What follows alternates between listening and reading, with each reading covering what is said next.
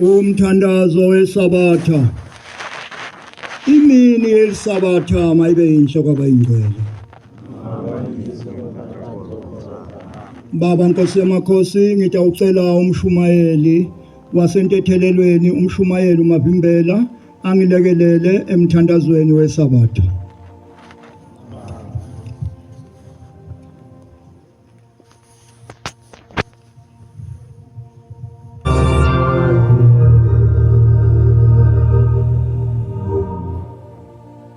Bandla lenkosi masigube sithandaze. Amen. uNkulunkulu omuhle wasebuhleni bekuphakama. Usukuma kwami ngiyayikhetha inkosi lenkulu yasebuhleni bekuphakama kwaManazaretha. Baba ngishaya uvalo ngiyesaba Nkosi ngoba cishe Nkosi yamakhosi ngumntwana lomncane kakhulu. Untwana bami Nkosi yamakhosi buncane kangangokuba nasesikolweni shembo ingcwela ngiyami.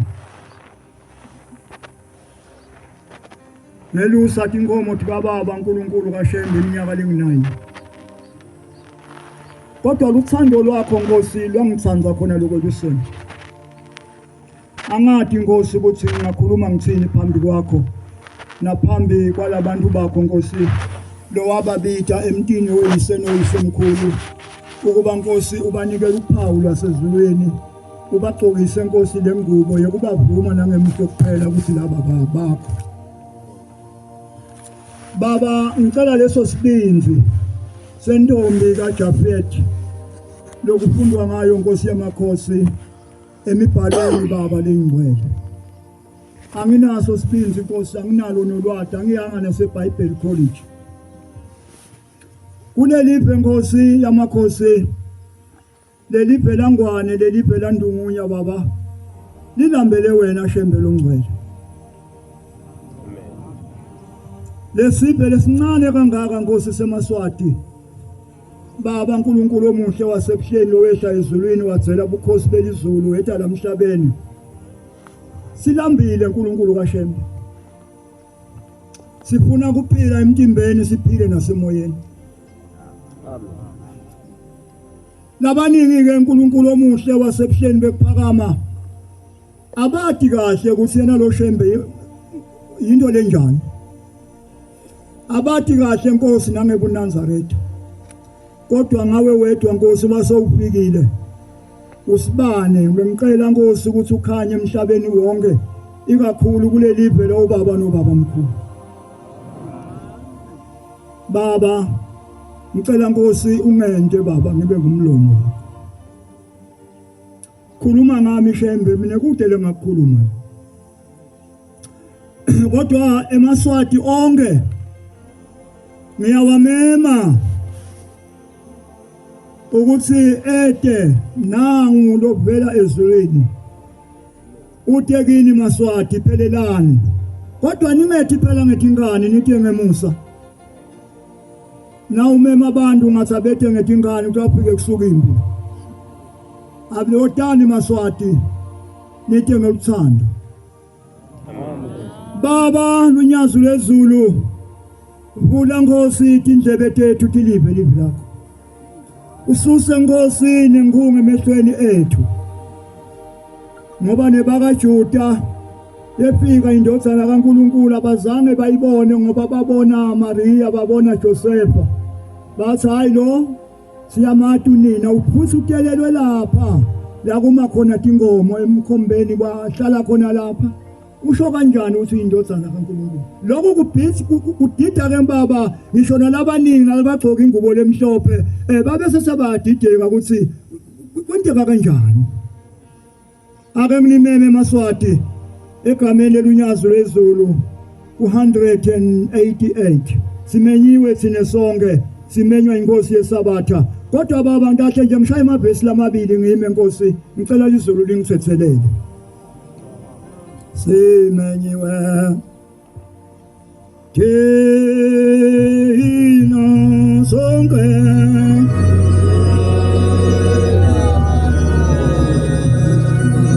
Simenywa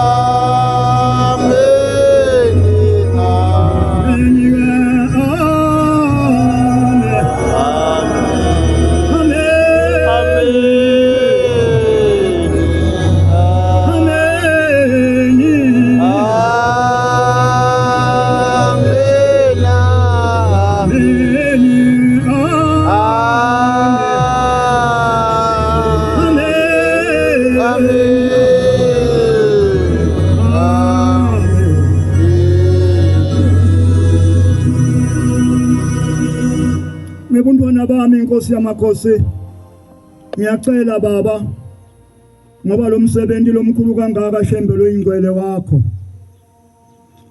ngiyabonga Nkosi kwehla kwakho ezulwini ulethe imiyalo lekwathi sekudaliwe inkosi yamakhosi lizulu kanye nemhlaba kanye netinto tongana tonke emazulu Nkosi aphumula awubheka lo msebenzi kwase kuthi inkosi lelilanga ase Nkosi ngoba saphumulile number 1 kuphumula kuka Jehova number 2 uJehova wase uyalibusisa number 3 walenda labangcwele amen bengicela ke ukuthi nethiphunziswa takithi kulelive langwane kulelive landungunya babhekisise kahle imibhalo ikakhulu ke kulelive lunyazi lwezulu khokho walelive inkosi yalelive yasemandulo inkosi somhlolo kwathi one day ilele yase itibona lunyazi lwezulu isesibayeni esigodlweni ithe iyabheka lapha esigodlweni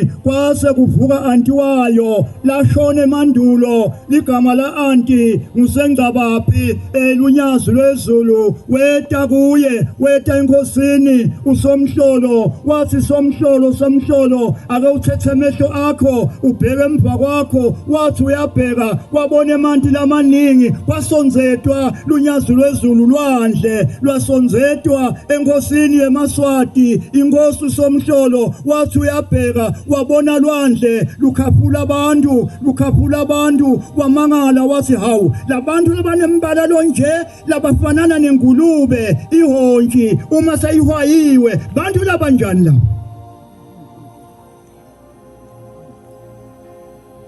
wathi antu yababona labantu abaphumako tilevutabo tifike tibeleni tinwele tabo tifanana nemshoba yemahashi wathi lalela la mina ngingu-anti wakho sengahamba emhlabeni ngikuboyihlo naboyihlo omkhulu ngithunywe ngemakhosi asendulo lalela somhlolo ungaqali ungalokothi uchithe ingadi yalabantu kulelive lawokhokho bakho ungachitha ingadi yalabantu kulelive lawokhokho umbuso weMaswati awububulele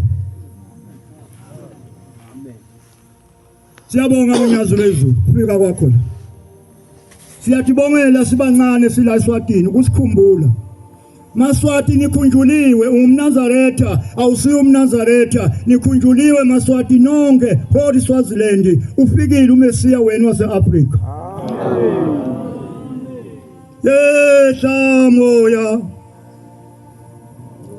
oyingcwele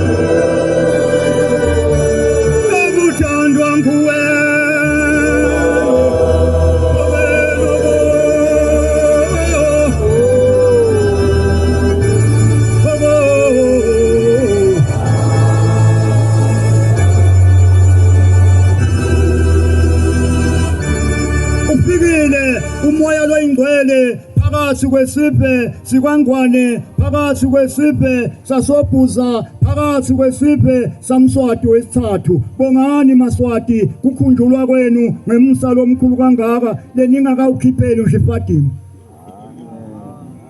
Awuthengwa lo musa uthi letha wena nikhona abangcwele. Baba lunyazo lwezulu ngishito Nkosi yamakhosi ngathi lo mntwana lomncane wakamkhonda akube nguwe Nkosi lokhuluma ngaye. Mina ngithi uNkulunkulu kaShembe lengahle ngikukhulume kulesiphe lesikhulu kangaka.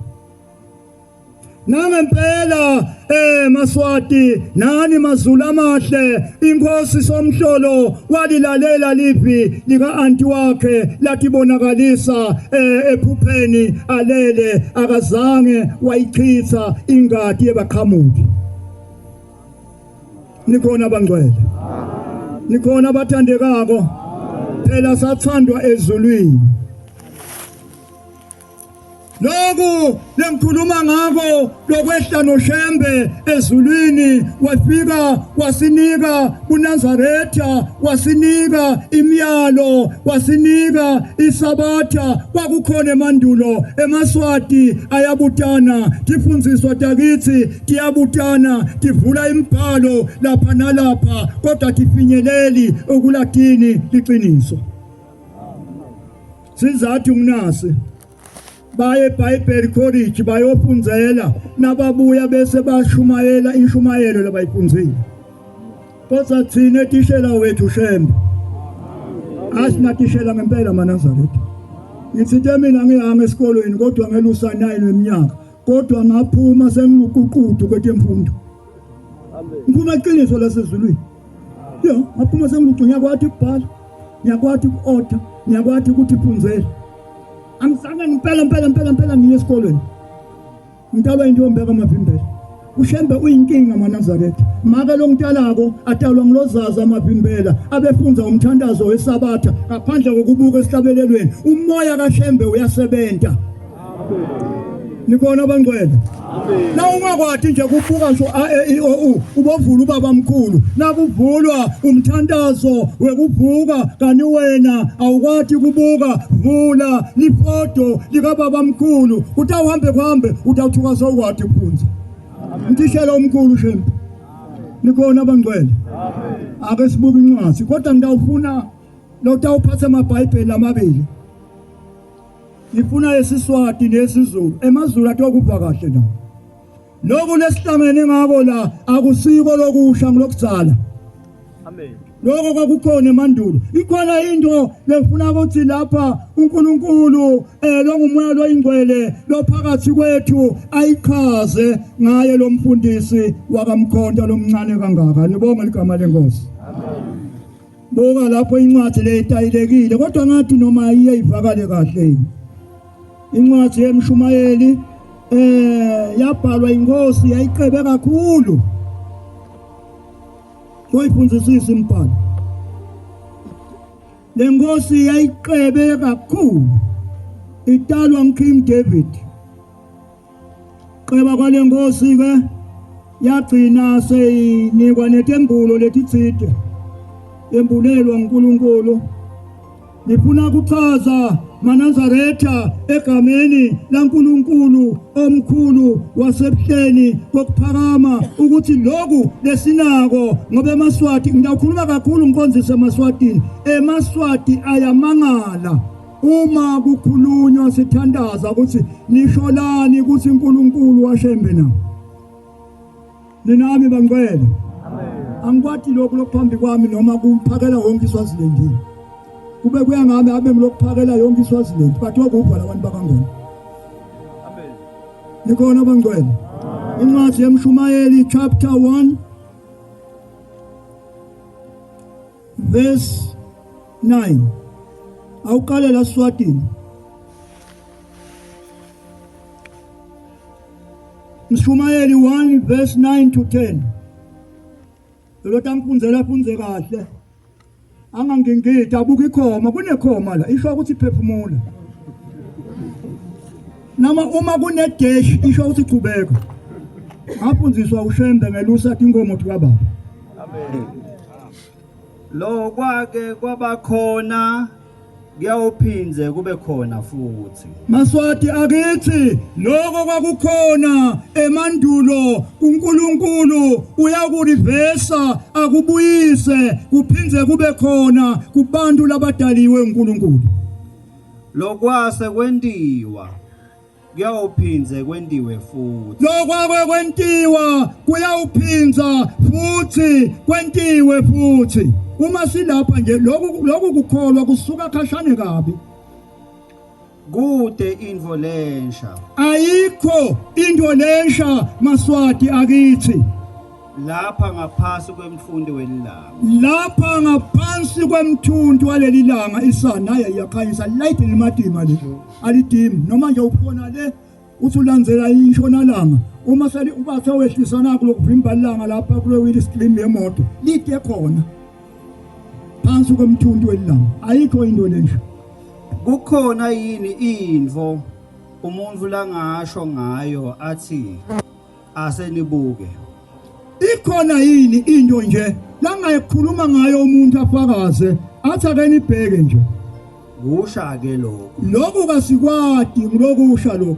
Umhlaba wakithi bafundisi bakithi nani bavankeli nani bashumayeli bakithi nani ibandla lingcwele uyamangala uma simemeta sithi uNkulunkulu kaShembe sisinzise nangempela sisinze bathi yini sine siphambane ngoba phela kuthandazwa egameni kaJesu Kristu abathi bantu ukuthi uJesu Kristu into yinye selongishembe. Amen. Kodwa lokhu ngifuna ukuphunza la ncwadi.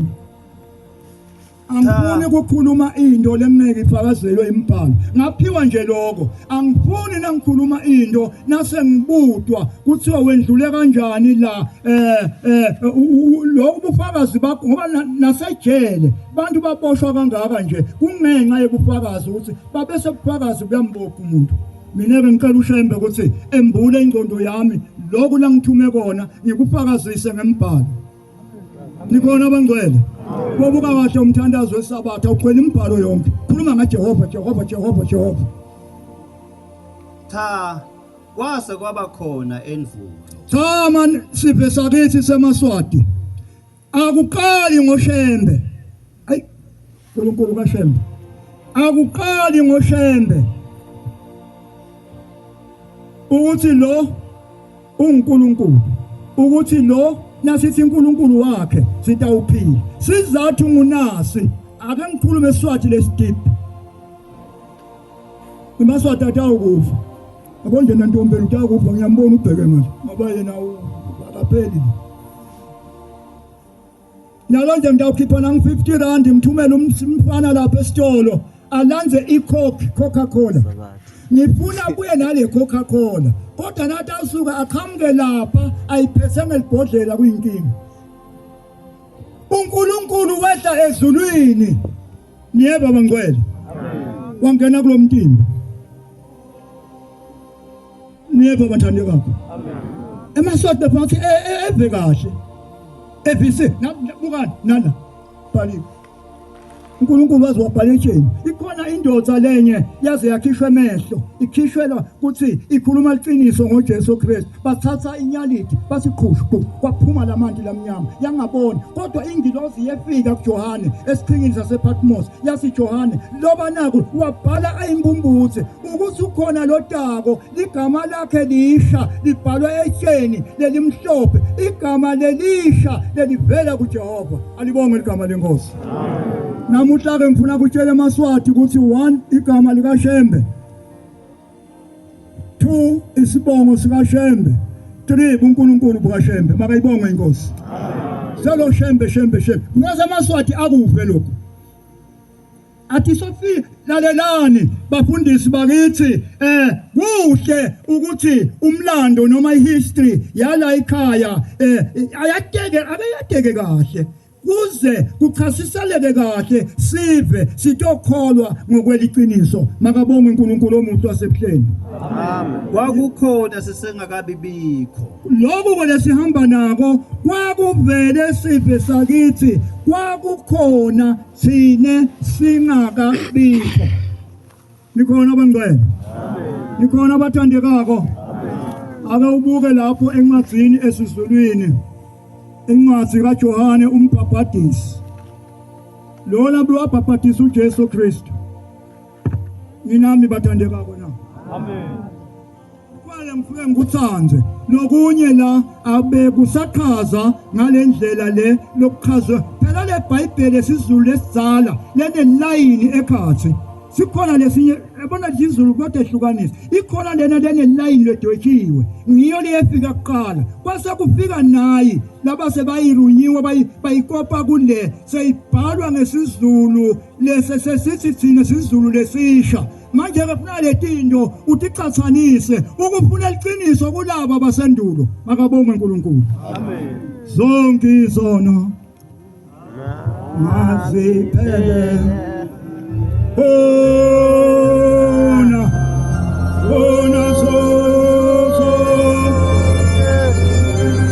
naso zonke izifo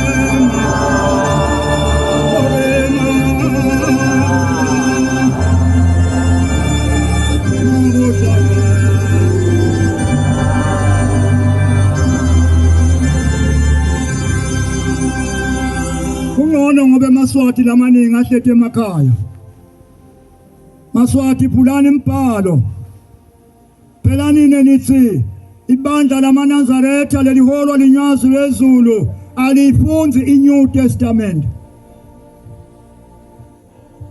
lokho kufuna sikuchazeke John 10 verse 31 to 39 ikhoma ngifuna impela endlulu John 10 verse 31 to 39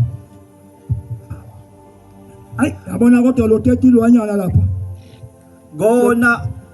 Gona abaJuda babuya bathabatha amatshe ukuba bamkhande awubheke indodana kaNkuluNkulu emaJuda lathula uJesu wathunywa esiveni semaJuda bufakazi baloko nguPilato kwathi emaJuda asayibethele imvana kaThixo bantwana bakaNkuluNkulu wathi Pilato mine angifumani sono kulo kodwa wabhala umbhalo Pilato funzisisa imibhalo yakho mNazaretha dokwathi kuma phambi kwabantu uqale unyazo lwezulu ukuthi lunciphise lwakho lwati kodwa kukhulume lona ngawe nikona abathandekako wabhala umbhalo Pilato akhubeka onke emaJuda wabhala ngetilimi letinzathu tathi khulunywa ngesikhathi sikaKristu wabhala ngesiHebheru lulwimi lwamaJuda wase uphinze ubhala ngesiLatini lulwimi lwamaRoma wase uphinze ubhala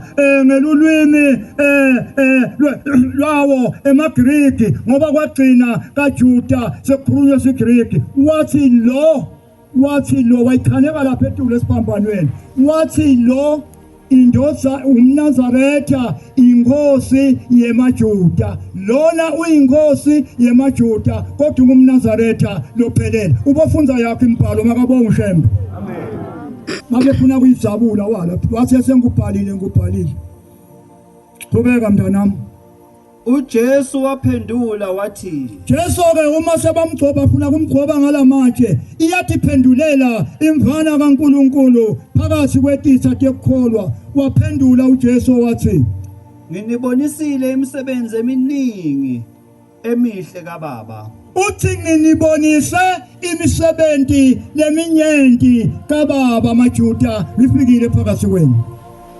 umuphi umsebenzi kuyona eningikhanda ngawo na umuphi kunemisebenzi ngibonile ngivula ngilithuna ngikhipha lazalo nangibona ngihambeti kwemanti nangibona ngithandazela ngemathe ami ngibhuqa ludzaka umhlabathi ngoba umuntu wavela emhlabathini ngaphilisela emhlabathini ngathatha lolo dzaka ngamninza emehlweni imbumbuthe yabona kodwa nini ngiqhobela muphi umsebenzi na Shembe kaze efika lapha wenda umsebenzi lemkhulu lesingayibala kubasuka ilanga liyoshona kuphindze kuse ide ilwandle lapha selufuna kubhubhisa idolobha laseThekwini uShembe waluvimba lwandle wathi lwandle back asizange sisho sinobaba ukuthi utawubulala abantu uyelemupha lwamlalela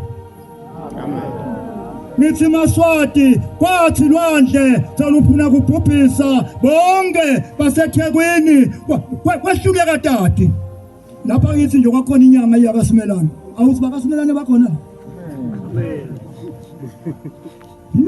ngiyaqona ngixole kodwa kaphela benconywana ngoba besikhabacishe yathi lenyanga kasimelane yayinkingi yayithatha yabona lo tshani lo sebomile ibulayide ngamejisi ibende kube ngaka buvuthe ngempela ingene esitibeni iphume nabo buvutha inyanga le ngangixoxela abatali kodwa ke umake wami lwakhulelwa 2 years bangcwele 2 years 24 wetinyanga akhulelwe kungadedeki umntwana ngethe emhlabeni uphuma la ngasikotha abalothabo liyabahango lingwe mahlombe kamayekisa wayi wefike ekuphumuleni angathi maphumula kusekhona angathi baseprivate babasekhona la bafika khona amikiswa ngamahlungwane maka sesabeka sengakhona ukuhamba 2 years so over umntwana esini efekelila ngambuka bambika basaphuthunyiswa baselina wafaka imino lembili ilanga lemalanga lasakamuhle nyalo ukuthi kuphela hour bamcethile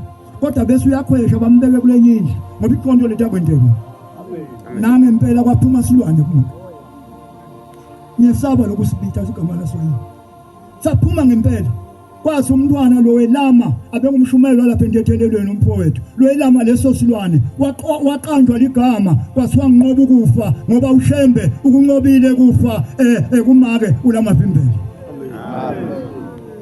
Nikhuluma ngemisebenzi lemkhulu kodwa emashuta leyo msebenzi akazange ayibone qhubeka mshumayeli wami abaJuda bamphendula bathi base ke baJuda baphendula inkosi Jesu bathi asikhandi ngomsebenzi omuhle asikugqobi ngalamatshe ngokuthi wena wenza imisebenzi lemihle sikukhanda ngokuthuka sikugqoba ngoba wena uyethuka uyahlambalata nangokuba wena umuntu uzenza uThixo ngoba wena ungumuntu niyeba bangcwele banini kahle ukwalo lokuthengiswa lapha kamanzini angikwathi igama lakho yini sifundziswa lo logucile yini igama lalo kopata indlela igama lakho na ukuthenga gqwele esikopoti yini khuluma la mbhobheni earbuds ngibothenga labangeva bathenge lokho bakhiphe khona letindlebeni kuze livi lekuphila bathi oliva lelifika nelunyazi lwezulu eSwatini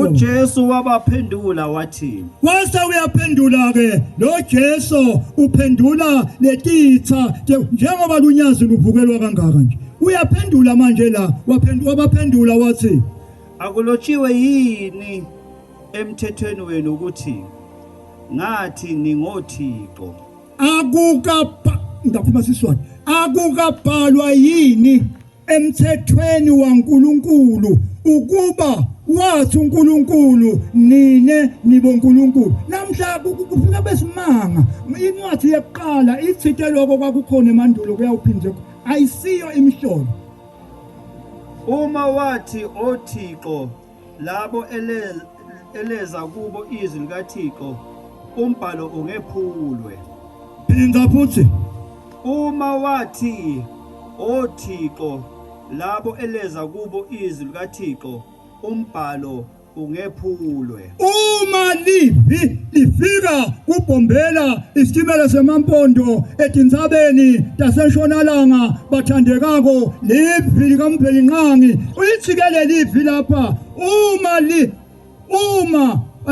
wathi ningabonkulunkulu nine leleta kini livi likaNkulunkulu umbhalo ungeke weciwe. Yini lokusha mangcwele? Ngoba livi lefika kuBhombela ufakaza uJesu la wathi ngoba lefika livi lekuphila lele lefika kuye Bhombela sitimele semampondo ngisho nentalo yakhe inguNkulunkulu makabonga uShembe. Amen. Ngiyibonga indwana kaThixo. Nithi kuye hayi siyagcina nje khona lapho awulivalelisa aka ubafunzelele ngeSiswati lo verse 35 chala ku 34 35 ngoba ngentela ukuthi leli gama lelithi uThixo ngoba abasajayelanga eMaswati uthi Thixo yini ngoba abasayifunzi leBhayibheli lenzalo. Baba lunyazo lwezulu ngentela ukuthi sive seMaswati Nkosi lo wasithanza emandulo nanamuhla usosithanza sitoyivisisa lenkhazelo. Jesu wawaphendula wathi emaJuda akukabhalwa yini emthethweni wenu ukuthi emaJuda emthethweni wakini kwalotshwa ukuthi ngithite nibonkulunkulu lakini nibonkulunkulu ikuphi inhlamba nakuthiwa uShembe uNkulunkulu ngoba ngikhuluma ngamagama lamathathu le history yami lapha iphelisele abe sengiyavula kunenkinga ke manje phakathi kwethu siyakukholwa labasithekako maNazaretha kodwa indodana yaNkulunkulu yabona ke noma ungalizonda leli verse zabula lapho kuwe la kimi ngeke kutsabuleke itabelo nje Nawuzonda lokho kukhiphe kweyakho iBhayibheli kodwa kweyami naloya akunokhipheka. Yebo verse 35 wababita ngekuthi bonkulunkulu labo bebanelivi laNkulunkulu umbhalo ungeke uguqulwe. Ungaguqula kanjani ke lo mbhalo? Sitake sive kulabalandzela emandulo ukuthi bazondwa kanjani njengaloku ngivile mandlebenye lunyazo lwezulu ukuthi kukhona labanye kaze basethi insabeni bayothandaza bazila nekudla bathi uNkulunkulu wethu sicela usikhumbule uvimbele unyazo lwezulu kuwo onke amagede lungangene eSwatini. Basta uyaguqula uBhombela ngisitimela semampondo lesiphakathi kwethu waguqula athi qalekiso taba tibusiso. Yinkinga phela. Lalelani. Bekuninzele konke leti nzapho. uNkulunkulu wethu uvimba lunyazo lungangeni. Kukhona lokunye kwesikhondla khondla manje ngiyangikuvela kuredo. Nina leniphunzile niboke nikupopole ukuthi kukuphi. Angathi kukuliphi lelivi akwethuku kugilatika. Manje esikhundleni ukuthi kuqala kuseke buNazareni sabanza kakhulu. Lunyazo lwezulu nekufika kwakho kuloya mnyaka kwaphenduka etikhulu nelulwimi lokwaZulu kuthiwa ngemakhosi manje lakithi sithi tikhulu babese bayangena kwangena emakhosi akamagagula athi noma tindo tiyafana kodwa lona uvela ezulwini asisasali siyamlandzela.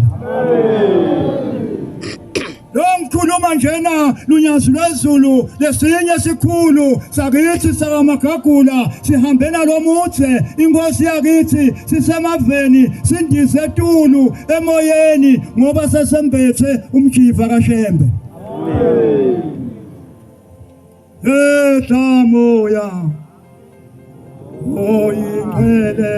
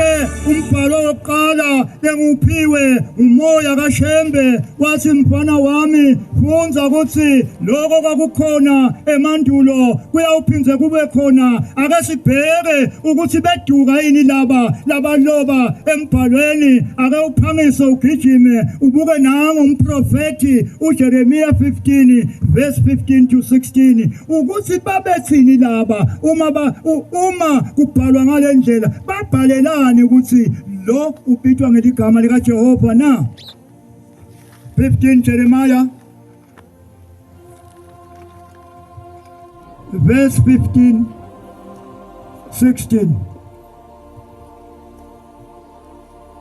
awuqale lapha eSwatini ngentala amaswati atokubo awu simakade simakade lokumphela inkanti uyaqonza uyati ngikhumbule unginakekele Nkosi khumbula unginakekele ngiphinziselele kubahluphi bami phinzisela Nkosi nakulabo labathandaza etintsabeni bathi lunyazi malinga unqobi umhlaba kodwa lunyazi esikhundleni saloko luguqula tiqalekiso bese sethi bathi busiso kithi uyakwati kubeketela lunyazi lwezulu babeketelele Nkosi kodwa nje ufaka umoya wakho babuye bavume ukuthi besithi siyakwethiya Nkosi kodwa sehlulekile ungangilahleli ikhashana ungakhweshi ungakhweshi phakathi kwethu uNkulunkulu wethu yathi ukuthi ngisolwa kangakanani ngenxa yakho ingoma yebuNazaretha iyasolwa lunyazi lwezulu esikhundleni ukuthi inciphe seyikhula kakhulu nyalo nje sengithole inkingo letiningi ngicabanga nekuluvala ngiphindze ngithi lunyazi mtawo lungeke luvume babuthi indlela yekuthi lunyazini lunyazi lwezulu bayakufuna Nkosi yebuNazaretha bafuna kungena ezulwini amen ngeke ngilubhale emavi akho athi nakefika kimi ngawadla lunyazi lwezulu unato tonke tindlela unawo onke magiya asezulwini lowetanawo emhlabeni wawadla emavi elizulu weta nelizulu phakathi kwethu sezulwini kungena kanje aba injabulo yami nenfokodo yenhlitiyo yami lamavi lo usifundzisa wona lunyazi lwezulu usifundzisa kuvuka nathi sisuke sinawe usifundzise kulala nathi siyaliva liphi lo ulibhalile usifundzise nangesabatha imihla yonke shangathi besingafunza sente eNazaretha ngobe ngibitwa ngelibito lakho awuphindze lapho ngoba ngibitwa ngelibito lakho nangu Jeremiah lapha nangithi ngiyabheka ubitwa ngelibito lika Jehova bayamvuma nabafunza kodwa nase kufika uShembe abasafuni amen ake nivule emehlo bukani kahle lapho ni awuphindze lapha awuphindze futhi ngobe ngibitwa ngelibito lakho nangu umuntu ndu ubitwa ngeligama lika Jehova bayamfunza emathendeni lase kuthiwa uShembe uNkulunkulu abasafuni sithi kamina bayijabule lepheji kodwa liyana Nazaretha no simakade uNkulunkulu longisoma asime lapha asime nje khona lapha minami bangcwele amen ikhona inkosi yesichini lesitake sifunze ngayo la nayibona abantu bayo ibona abantu bayasukuma lithaphutaphu awubuke lapha angathi sesikhatsini manje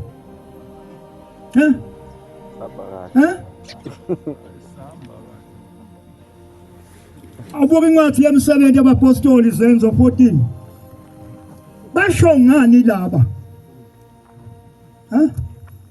Izenzo noma imisebenzi 7 yabapostoli 14 verse 8 kuya 11 awufunze lapha eSwatini atathi bengibakhulumela sizulu eListra batfolana nendvodza ihleti eListra vena sentshonalanga lapha ngingazange nabo baba emkhulu befika bathola lenye indodza ihleti sit down beyisishosha kusukela ekutalweni kwayo le ndodza yayingakhoni nekuhamba kusukela italwa yayingazange seyihamba. ayizange ngempela ihambe lento nje ngiyibona la Nazaretha ngibona into lenkulu ebuhleni bephaka kusukuma athi shosha onke lamalanga labanye baqhamuka bahamba ngalokhu kunemasongo ngikwathi igama labo ngesilungu kodwa babuye sebakufaka emotweni sebathambe umkhulu shembe awulinganiswa nalutho kodwa le mibhalo le bantwana bakaNkulunkulu vulani emehlo livula ingqondo maswata kithi ingazange ihambe yebo mshumayeli yalalela emavi abo Pawula. Bengicela amaswati nilalele emavi elunyazi njengokuba lufikile phakathi kwenu niluvile lufundzisa nemthandazo wesabatha bekungilo. Pawula wabona ukuthi iyakholwa ukuthi ngaphiliswa. Wase sewuyabheka umpostoli uPawula wasendulo wayibonisisa ukuthi nelithemba lekusindziswa lendoda. Ngakho ke wayibukisisa. Wase uyayibhekisisa phela Pawula funzani kahle umfundisi la Nazaretha ngokweBhayibheli. Amen. Akazange Pawula yidla inkulumo. Hayi bathi mnanzi kodwa abawuphatha umphako wayo emabhasini. Abayewesaba ke lo mphako. Yebo baba. Wamemeda kakhulu wathi. Yaseke sowumemeda kakhulu wathi. Sukuma ume ngetinyawo. Ayikhahla ngeligama lika Jehova wathi sukuma ndoda uhambe ngetinyawo. Lendvodza yazuba yema ngetinyawo. Lendoda yazuba yaseyema ngetinyawo tayo. Yaqala kuhamba. Yase iyaqala lendoda ikwathi kuhamba. Lapho siqumbi sibona lokwenziwe nguPawula. Kwathi ke bantu labanyenti sebayibonile lemsebenzi lemkhulu kangaka lento engiPawula ngoNkulunkulu wakhe lamkhondako. Saqala samemeta ngelulwimi likhawoniya. Base bayamemeta ngelulwimi lwakubo. BoNkulunkulu bathathe isimo sebantfu behlela kithi. Awuphinze BoNkulunkulu bathathe isimo sebantfu behlela kithi. Yabona ke nawunethi indlebe ethe kupho nawe iphunza kahle imibhalo. Kungani uNkulunkulu athi gucule ehle ezulwini etemhlabeni athathe isimo sekuba ngumuntu ehlele kithi. Kube nje ngiyakwathi kuhlabela ngabe ngithi inkosi yehle ezulwini aba ngumuntu ebantwini. Nibona bangcwele. Amen. Awusathe lelo verse mshumayeli. Inkosi linye nje inkosi yehle ezulwini yaba ngumuntu ebantwini. Inkosi ya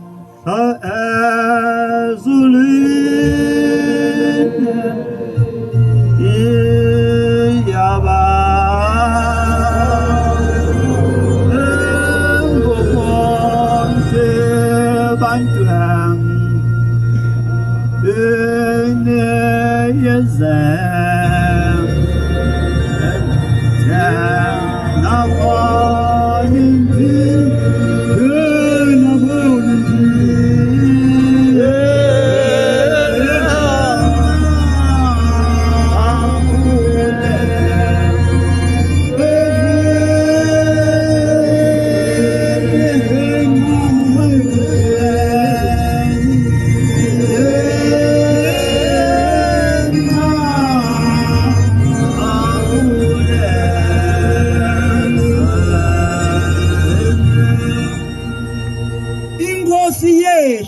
yehla kuphi bangcwele na yehla ezulwini yasina ifika la yasatha isimo sokuba yini yebo umuntu ngoba nayingehlangane ngathi yayo ngokubha lo mhlaba ngibekise ngeCoca-Cola nasiphuma nje abasiyona siCoca-Cola ayithi lapha iCoca-Cola ingekho ebhodleleni lo mtimba kaShembe ngumtimba kaShembe phakathi kunoJehova.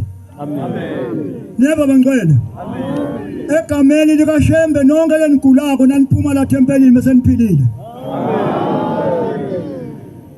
Nijawuphila ngempela. Nangu Mesiya waseAfrika ufikile. Uyabona ke ligama lithi Mesiya. Joshua Sikhathi. Bephathi ke lichazeke kahle. Lisho umqoqo kaJehova. Alike emnzawoni. Kunjengeliphi lesekuqaleni abekhona uliphi abenuNkulunkulu uliphi abemthixo. Ake abantu abafunza iBhayibheli ake baku-understand kahle ukuthi lokho bake bakuqwaninge ukuthi kusho ukuthini. Livi likanku khona indoda lengenayise lengenanini ligama layo Melkizedeki. Melkizedeki uyabona la ufunza iMelkizedeki uqiniswa naMdavid encwadzini yamahubo uqinisa kakhulu ngaye efike noPaula encwadzini kaMahebhelu aqinisa uyayibona leyo ndoda uMelkisedeki uyohlala akhona nangu uMelkisedeki phakathi kwethu namhlanje Baba mkhulu uthi kufika kwami emhlabeni sengifike kwesihlanu ninami mangcwele ha inkulu inzaba hayi amade nibangibukisa phela isikhathi bangcwele bangibukisa isikhathi Shambelo ingcwele unesihawu baba sihawu sakho Nkosi yamakhosi sabonakala ezinyaneni lenkawu baqhamuka amagumbini omani omhlaba lunyazi lwezulu Ngiyabacelela Nkosi yamakhosi ukuba Nkosi ngoba wena ungumhawukele tinzanzalo umesule tinyembeti labanye Nkosi babahamba bebuta bafike ebusuku la bathi siyawuva umoya welunyazi ingabe lungakuphi baqhamuka lena lunyazi lwezulu Nibacelela umusa Nkosi ukuthi bemukeleke ezulwini bamane Nkosi yamakhosi uNkulunkulu wethu Nkosi yezulu nomhlaba kuthi nasebaphuma la baphume Nkosi ngenjabulo njengokusho kwakho lunyazi lwezulu uthite wena seko shonya ezwayo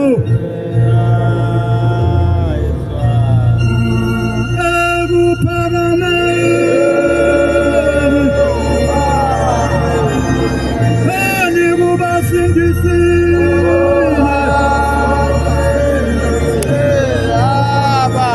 abaningi kayezane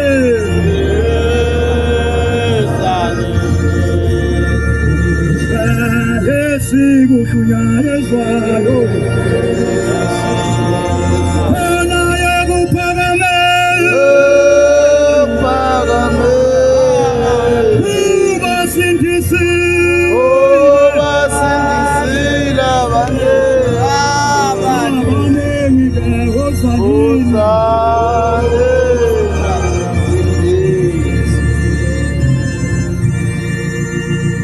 Baba ngiyabonga Nkosi yamakhosi ngiyacela mkhulu weziboshwa njengemuntu longumntwana longaphunziswanga kodwa Nkosi nje ngiyawubonga umsa wangiphunzisa etinkhomeni cha ke baba wangiphunzisa ngempela kwamangala ngisho bakithi endlini kuthi lo mfana lona kwente njani wasufunza singamnikisana esikoleni ngenxa yeluthando lwakho Shembe baba ngiyabonga Nkosi cela lapho Nkosi ngihishwe khona uShembe angithethelele ngegama leNkosi amen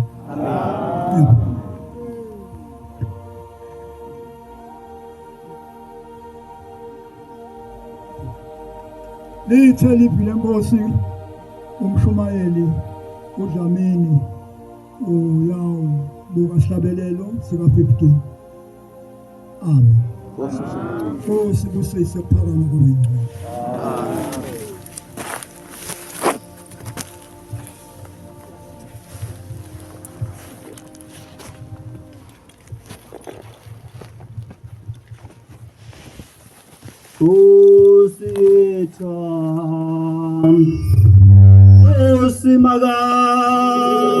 Osimagade awe na ulithembale etwe ulithemba